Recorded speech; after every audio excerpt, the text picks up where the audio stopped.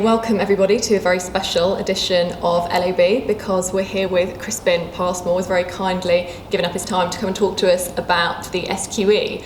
So Crispin, I'll let you start by giving an introduction as to a little bit about you, particularly your role within the SRA and the development of the SQE. Okay, no problem at all. So I used to work for the SRA up until the end of 2018. Since then, I've been running my own consultancy business, working with legal businesses and law firms across the UK and beyond that in the US and further afield, and also working with regulators in other jurisdictions that are trying to learn and copy from what we've done here in England and Wales. Whilst I was at the SRA, I was one of the executive directors, so I was responsible for all of the reform programme, not just the Solicitors Qualifying Examination, but all of the reforms that are liberalising and changing the legal market. And before that, I've worked in the legal market for far too long, 25 years, since I was very small and very young, obviously, in a whole wide range of roles. But I'm not a lawyer, I've never been a lawyer, and I've never wanted to be a lawyer. Lucky you. So you mentioned the SQE being one of the reforms that you worked on. Yeah. How did the SQE come about as a reform, and what was the reason behind you believing that there needed to be reforms in the way that solicitors are qualifying into the profession? Okay, so I think you really need to go back quite a long time. You need to go back to the liberalisations that were set in train by the Legal Services Act and the creation of the Legal Services Board.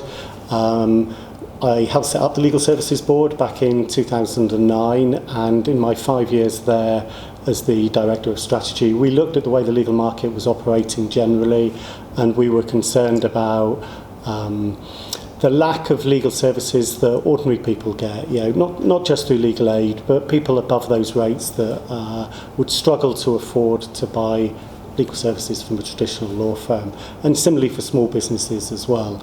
I often say to lawyers, most of you couldn't afford your own services, and that's a pretty depressing thing, I think. And when we looked at what the problems with that, some of them are market structural issues that we could perhaps talk about at a different time, but some of them are about the number of lawyers, the way that lawyers practice, and the way lawyers are brought into the legal market, and that's about education and training. So we looked across solicitors, barristers, legal executives, all of the different areas, and we started to put pressure on regulators to think again about how that should change. In 2014, soon after the LSB had issued formal guidance to regulators, I went to work at the SRA and started a reform programme, and SQE was really part of that. Okay, and so what is the key difference in the way people are going to qualify by going down the SQE route compared to the training contract route? How is the SQE different in essence from the current programme?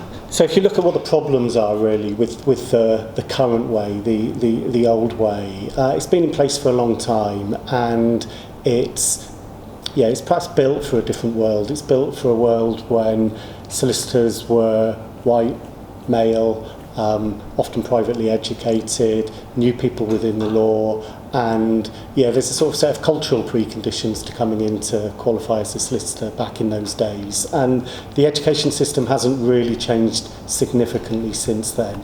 And at its core, what it's doing is it's measuring inputs, not outputs. It's measuring what steps you take on your journey to become a solicitor, rather than are you good enough to be a solicitor on the day that you become a solicitor. And I think the best way to think about that is to think about learning to drive. You have to pass a test. You don't have to set a number of driving lessons. And none of us would want somebody that's had 100 driving lessons that isn't safe. We want somebody that's safe to practice. So in terms of the actual structure of the SQE, the current programme is that you would do an undergraduate degree. If you did a law degree, you'd go on and do your legal practice course. You'd then have to secure a training contract for 2 years, go on and qualify. Alternatively, you do a non-law degree, go and study your 1 year GDL, and then followed by the LPC, then training contract. So what is different about the process with the SQE? Okay, so the key is back to that. It's about the standard rather than the journey. So what you will need to do under SQE is you will need to do 4 things. You will need to be a degree or equivalent, and we can talk a bit about what counts as equivalent. You need to have passed SQE 1 and SQE 2, and we can talk about what those exams mean. You need to be of proper character, and you need to have done 2 years of work under the supervision of a solicitor. So all of those different bits need to be done at the point you become a solicitor. Most of them you can do in any order, but you do need to sit SQE1 before you sit SQE2. It doesn't matter how you get to those standards. So if we think particularly about SQE1, SQE2, no requirement to do a law degree, GDL if you haven't done a law degree, or the LPC, you simply need to be good enough to pass the assessments. And what do the assessments consist of? Is it similar, is SQE1 similar to what you would learn in a law degree, and is SQE2 a bit more practical? Is it structured similarly to a law degree plus LPC in essence, or is it different? It can be easy to characterise as that, but actually it's a little bit different. And if you think about what you do in a law degree, what you do in the LPC, what you do in a training contract, really it's about knowledge, legal process and how that knowledge is applied on cases, and then going into the workplace and trying to put it into practice in the real life. SQE1 really combines quite a lot of that undergraduate degree and the LPC as well. So law and process need to be seen together. There's no point knowing what the conditions for possession of a property are if you don't understand how to get through the court process and do that. But SQE2 is really focused about the skills to use law, to interview, to do oral persuasion, to do all of the different things you need to do to put it into practice.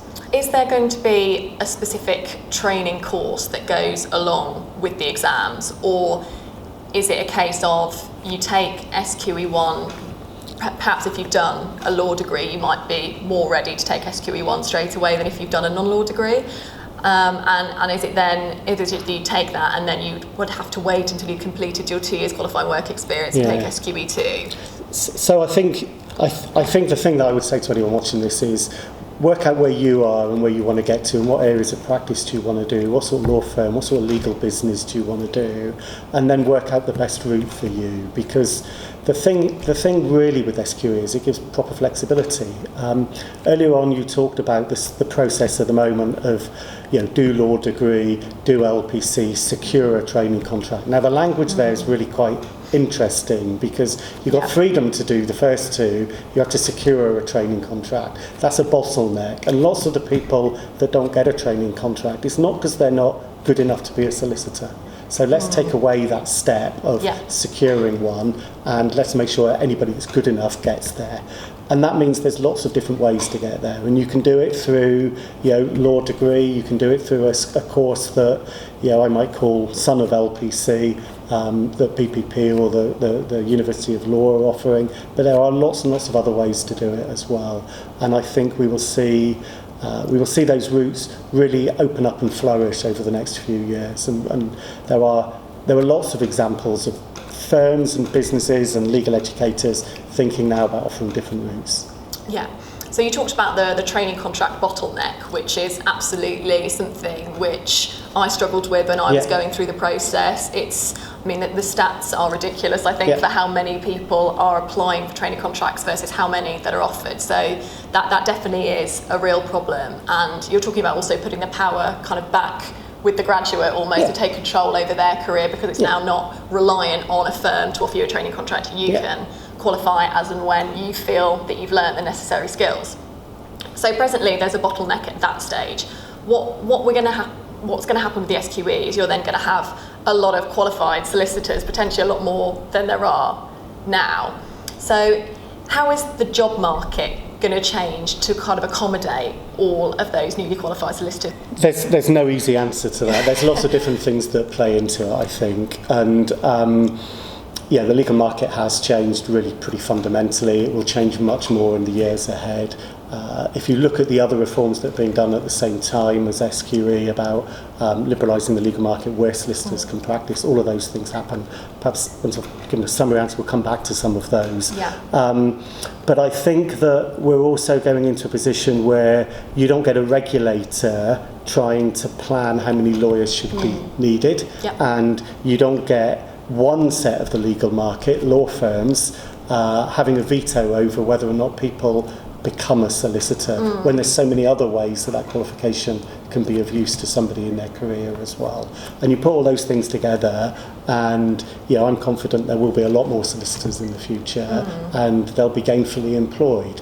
So if I were to say to you that since 1960 there's only been 1 year that the number of solicitors practicing has fallen, and that was by I think 50 or 60 solicitors. So we've seen an increase in the number of solicitors during the 1970s when almost every industry in the UK was in decline. We saw an increase in the number of solicitors practicing during the global recession and in the years after that.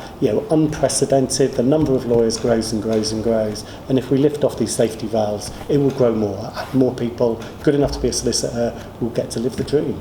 And how are firms reacting to this? Because there's going to have to be a resultant change in recruitment practices and the way people recruit, surely. Because at the moment, the training contract process, firms have very strict criteria, as I know from my own experience, about who they allow onto their training contract route, and then they tailor the training contract specifically to their design so that they produce the solicitors that they want to produce.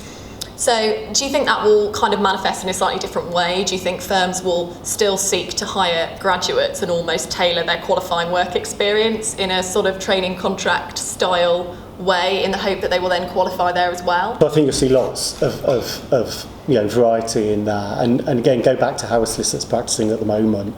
There's a whole bunch that are working in private practice, but there's a huge number of solicitors working in the public sector, in local government, in central government, in regulators, all sorts of different organisations, the National Health Service. There's in-house lawyers in private businesses, but there's also huge numbers that are out working, delivering legal services to the public. They're just calling themselves non-practicing solicitors, or there's people that have stopped off along that journey at the moment and are working as paralegals. They might have done their law degree, they might have done their LPC, hit the blockage of a training contract. So I think all of those routes will continue, all of those, those different roles will continue and grow, and they will each develop their own most appropriate training paths, and I think that we will then see further segmentation below that. Those firms at the, perhaps the biggest Magic Circle law firms, they will continue to get the pick of their idea of what a good solicitor is, and they will probably continue to recruit people from their view of what good universities are and people with particular academic backgrounds, and they will recruit them during their second year of their degree, often through work placements over the summer, and they will put them through something that looks a lot like a training contract. I think over time they will change as well. I think that they will work out that if they try and push people through SQE too quickly, then people might pass because they're bright and they're skilled and they've had good educations, but those that delay SQE2 until they've really got some work experience with real clients under their belts will do better, firms will lose. And across the market, we will then see that early, how do I carry on? But then that gradual, how do I take advantage of the changes? The most enlightened firms are already changing. If I talk to some of my clients at the moment, big four accountancy firms, startups, some of the big legal process outsourcers, they're already all thinking differently about how to do this. They're thinking about how do I recruit some people straight after their A-levels and put them through a 4 or 5 or 6 year program where they get trained in how the business works, trained in how a global accountancy practice, a multidisciplinary practice works, where they do that first year training people alongside accountants, management consultants, IT experts, auditors, really understanding the business, its clients, how that business works across all of those disciplines. We will see lots of different routes, and that will give more opportunity for more people to come in that are good enough to be a solicitor.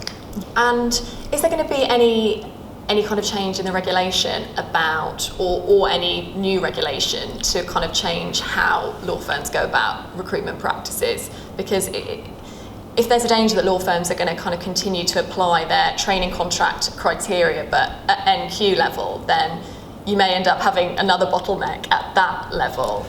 If a lot of firms say, well, okay, we appreciate now that you're an NQ level, but we're still going to demand 3 A's, a 2-1, and if you're applying all that NQ level, then you're still going to be filtering out all of these people that have newly qualified through the SQE. So is that going to have to broaden out? Is there going to be any kind of regulation about that? I don't think you need regulation to sort that. I think the labour market sorts that. If firms choose too narrow a set of criteria and exclude talent from the pool that they're fishing in, particularly diverse talent, and diversity is more than protected characteristics. It's about background and view, all of the things that really underpins a successful business of different people with different ideas. If they exclude that, then their business will suffer, and other people will get to fish in those pools. And what I see against the new entrants into the legal market over the last 10 to 20 years is they're just much more open about what talent looks like. And gradually, as we have a single qualification at the point of entry, then where you qualify will matter less, and that starts to feed back into the market. And those firms that apply the sort of criteria you're talking about, in the long run, they will miss out on talent, and other people hoover up that talent. And businesses with talent are the businesses that succeed.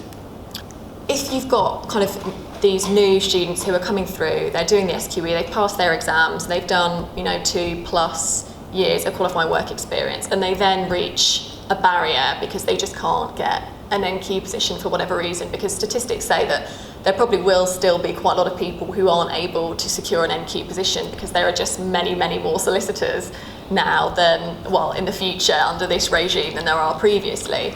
Will there be other outlets for them or other options for them if they can't secure an NQ position at the firm that they want to work at? So, firms make their own choices about who they recruit and how many.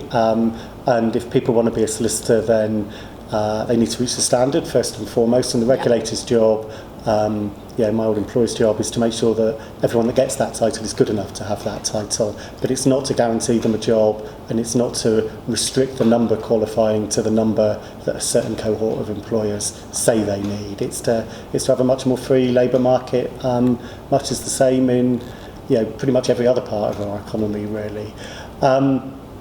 If you want to be a solicitor, there will be opportunities, and I think that people will need to open their eyes to all of those opportunities. And I think that the more that people like you are talking about this sort of stuff, not just in terms of traditional law firms, being a lawyer in a private law firm, and thinking about what are all of the other opportunities to be a lawyer, and they exist now, then I think the more that actually more people will be attracted into the law, a more diverse group of people will be attracted into the law. But if your mind is set up, I want to work in private practice, well, you've made the choice to narrow it. And if you're not good enough to get into that firm, you might be good enough to get into this firm.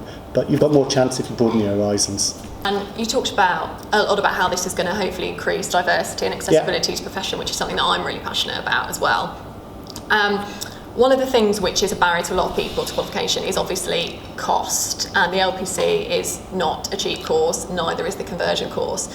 And some of the incentive behind the SQE was to lower cost, and the exams themselves are going to be a lower cost to the LPC and GDL courses. And we touched on this a little bit earlier on about whether there's going to need to be any kind of course that goes alongside the SQE. And I know some universities are offering kind of combined undergraduate SQE courses. But if you've already done your kind of base degree and now you're looking to do the SQE, is it envisaged that you will need to do some kind of course to run alongside that?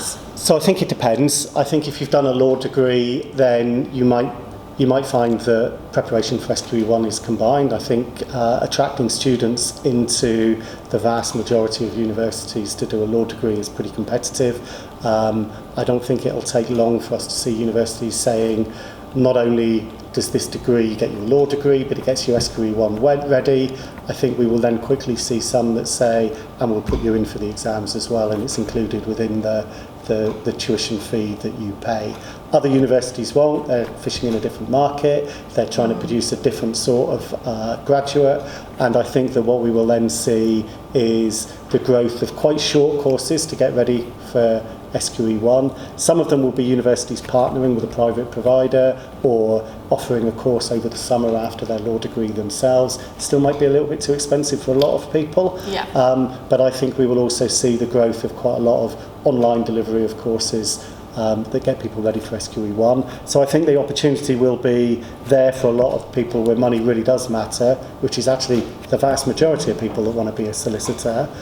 We'll be able to see them get through to SQE1 without any additional cost to their law degree, or with very little additional cost. SQE2, the real way to learn those skills is to get in the workplace, sit down in front of a client.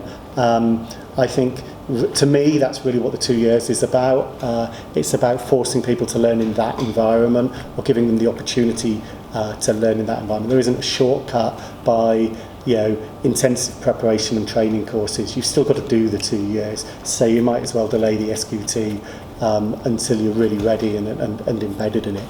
But I think any employer would probably say, I'm not going to just rely on that. I want to put people through a course as well before they sit SQE2. And I think if I was sitting SQE2, I'd at least want some training programme to prepare me for that and make sure that I understand what the questions will be like, what will the assessments be like, and to have a practice run at that.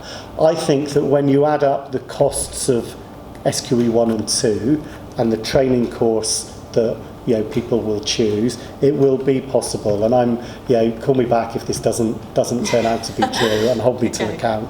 I'm pretty confident that it will be cheaper than the LPC. In fact, I'm more than pretty confident. I know it will be cheaper than the LPC. And the bizarre thing about the LPC at the moment is if you go and pay for the LPC, you'll pay 11, 12, 13, 14, 15,000 pounds. Yeah. If you're one of the very, very lucky, privileged people that's had a private education, gone to Oxford or Cambridge, managed to get into one of the Magic Circle law firms, not only will they pay for your LPC, but the price they pay for your LPC might only be half of what you paid because they've got that power in the market. So the most privileged people are subsidised by the poorest people. That's just not compatible with diversity. That's undermining diversity. So in terms of what the qualifying work experience looks like as well, does that have defined terms in the same way that kind of a training contract is regulated in terms of what you need to do during that qualifying work experience? Is that the same for the SQE, for the SQE, that it has to have a certain component or certain components to it to be qualifying work experience? Much more flexible. Some of the restrictions on the training contract have been lifted in recent times. The requirement to set a number of seats disappears 25th of November. I'm really interested in whether or not people are getting the skills rather than what processes have you been through, etc. So come SQE, the training period is about 2 years of having the opportunity to learn, and the opportunity to learn some of the competencies that allow you to become a solicitor. And I would encourage anyone watching this to go onto the SRA website, look at the statement of knowledge, look at the learning thresholds, look at the competency framework, to really familiarise yourself in the same way as when you did your A-levels. You might well have looked at what our past papers look like, what does the curriculum look like, because that's really what's driving this. So when you do your training, you can do it anywhere. As long as you're being supervised by a solicitor. So that means it doesn't have to be in a law firm. It doesn't have to be called a training contract. If you come out of university and you pass SQE1 and you think, okay, I still want to be a solicitor, go get a job as a paralegal in one of the many law firms that employs lots of them. You don't have to say, can I come and train as a solicitor? You just go and get the job and get some experience. And as you build up your skills, when you're ready, you have a discussion with your employer, or if it's not going to be your employer that funds it, then you save and you work during that time, and you build up the capability and the capacity financially and skills to sit the exams when you're ready. You can do it in multiple workplaces. It doesn't have to be in a law firm. It could be in-house. It could be in one of the thousands of new providers of legal services that are emerging that aren't regulated. The key is it supervised by a solicitor or other sort of authorised lawyer. And if you're in a position now where, for example, you're a paralegal who has got their law degree, maybe even got their LPC, and you've been a paralegal for, say, 2 or 3 years, unable to get a training contract, when the SQE rolls in 2021, which is that definite now? Or, okay, 2021. Could you feasibly sit the exams straight away and qualify if you think you have all of the skill set because you've been doing paralegal work and you also have your law degree and everything that goes along with that? Or do you still have to space it out, do SQE1 and then do more work experience and then do SQE2? No, you go back to where we started at the beginning about the four areas: law degree or equivalent, character and suitability, SQE1 and SQE2, and 2 years work experience. You don't have to do them in order at all. Okay. The key is you do SQE1 before SQE2. So what that means for somebody in that situation is that they can sit SQE1 in the first sitting and SQE2 in the first sitting of SQE2 if they want to after 2021. I think my advice to them would be perhaps look for one of the online courses that is going to appear before then. Don't start it yet. Start it in appropriate time before in 2021, and make sure that you've done some practice tests that those courses will bring alongside them, both for SQE1 and SQE2. I know it's money to spend, but it reduces your risk of getting it wrong, or perhaps it reduces the risks of your assessment of your ready not being quite right. So for anybody who's in the process of qualifying into law and thinking about what their options are for once they're qualified, there are many, many different options for going into a career in law, aren't there? It's not just a case of private practice is the be all and end all. There's so many different facets to law and the legal profession. What kind of other options are there out there if you don't want to go into private practice? So I think people need to think about, do I want to be a solicitor first and foremost? Do I want to take on those responsibilities and have all of the opportunities that come? But to me then, that needs to drive not just where you train and what training experience you get, but make sure that you think about the skills that you're building up and where you might want to deploy them most. So even within private practice, there's a huge difference between working in a law centre or legal aid practice than there is working in a magic circle law firm. But beyond that, there are so many different opportunities to work, and most of them already offer people the chance to train. And under the other reforms that are going on in the legal market, more and more of them will. And they cover in-house, they cover working for the central government, local government, private businesses, working for the National Health Service, working for regulators. But there's also a whole bunch of other private businesses delivering legal advice and employing solicitors, unregulated businesses doing private client, writing wills, unregulated businesses offering advice to small businesses and bigger businesses, huge accountancy practices, small accountancy practices and multidisciplinary practices, big tech companies. The opportunities are endless for a solicitor, and you should think of them as places to train as well as places to work in the future. Yeah, absolutely. I think the marketplace has changed so much, especially over the recent sort of 2 or 3 years. We've got the big four who are branching into legal services. We've got law tech. We've got, all kinds of small kind of niche businesses opening up that I definitely think sometimes there's been a tendency for students to get really disheartened about the fact that they're not getting a training contract, they're not getting into private practice, because that is the be all and end all of law is working in a law firm. But it's just not the case anymore. Actually, there are so many different options, and it's really worthwhile exploring at this stage what those options are, so you can plan your next steps and plan your future out. And there's lots of ways of finding out that information. I tell you enough through my videos, and I'm sure you could give us some examples as well of big places to train and learn. Yeah, I think that's right, and I think we've got to get away from this. There's a sort of a hierarchy that private law firm is the gold standard, and everything else after that is second rate. I think if you look at the number of people that go from private practice to work in-house, to go and work as a lawyer in a private business or the public sector and go on and be GCs there, I don't think any of them think they're second-class lawyers. I sometimes wonder if it's just a conspiracy by sort of white middle-aged blokes like me in law to say what they do is the gold standard, when actually what we know is that women, other people leave private practice because of the environment and the culture and move in-house so much. And there are so many opportunities. If I was to say to you, a firm like Accenture, as a global consulting business, employs more solicitors than almost any law firm in the world, employs well over 2,000 solicitors. And that's just one of many. You could look at the National Health Service. You can look at companies like United Lex and Elevate and Axiom. It's huge opportunities to work. Or you can work in a law centre. That's where I started working. And I would still say that's one of the greatest places to learn about law in the real world. And many of the people that I worked with as lawyers when I was chief exec of a law centre are now senior judges in the country. It hasn't held them back.